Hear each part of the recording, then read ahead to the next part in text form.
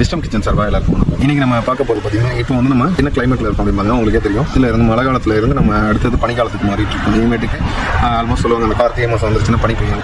கார்த்திகை மார்கழி இந்த 2 மாதத்துக்கு நம்ம வந்து ரொம்ப பனி வந்து கொஞ்சம் அதிகமாக இருக்கும். சளி பிடிச்சிக்கணும். நம்ம காலையில் வந்து பார்த்தீங்கன்னா 7 மணி 8 மணி வரைக்கும் வந்து வெயிலே கொஞ்சம் கூட இருக்காது, பனியாக இருக்கும். இப்போ நமக்கு சப்போஸ் சளி பிடிச்சிருச்சு அப்படின்னா துளசி சாப்பிடலாம், கொள்ளு கஞ்சி வச்சு சாப்பிடுவோம். இஞ்சியை வந்து நம்ம ஜூஸில் மிக்ஸ் பண்ணி எடுத்துக்குவாங்க, இல்லைனா கசாயத்தில் இந்த மாதிரி மிக்ஸ் பண்ணி எடுத்துக்கணும் அப்படின்னா நல்லாயிருக்கும். இன்னும் பார்த்தீங்கன்னா சின்ன கசாயம் போடலை 2 துளசி தலை இந்த மாதிரி போட்டு குடிக்கலாம். துளசி தலை, இஞ்சி, மிளகு, பூண்டு, சீரகம் இதெல்லாம் தட்டி போட்டு நார்மலாக நம்ம எது வேண்டாலும் நார்மல் கசாயம் இது. ஸோ அதில் முருங்கத்தலை போட்டு குடிக்கலாம். இந்த மாதிரி சூப்பு மாதிரி குடிச்சோம்னாலும் அந்த சளியெல்லாம் விட்டுரும். இது கண்டிப்பாக பண்ணிங்க அப்படின்னா சளி பிடிக்காது. பிடிச்சாலுமே வந்து சீக்கிரம் சளி விட்டுரும். நம்ம நார்மலாக டீ போடையில் கூட நம்ம அந்த திருநெற்று பச்சைன்னு சொல்லுவாங்க, அதெல்லாம் வந்து அந்த இலையை வந்து 2 இலையை எடுத்து அப்படியே 2 கிள்ளி அப்படியே நம்ம டீயில் போட்டு குடிச்சோம். ரொம்ப நல்லாயிருக்கும், அருமையாக இருக்கும். அந்த ஃப்ளேவரே நமக்கு பிடிக்கும். அதை ட்ரை பண்ணி பாருங்கள் நீங்களும். அந்த மாதிரி ட்ரை பண்ணி பார்த்துட்டு உங்களுக்கு எப்படி சளியில் இருந்து எப்படி ரிலீஃப் கிடைக்குது அப்படின்றத கண்டிப்பாக சொல்லுங்கள். தேங்க்யூ.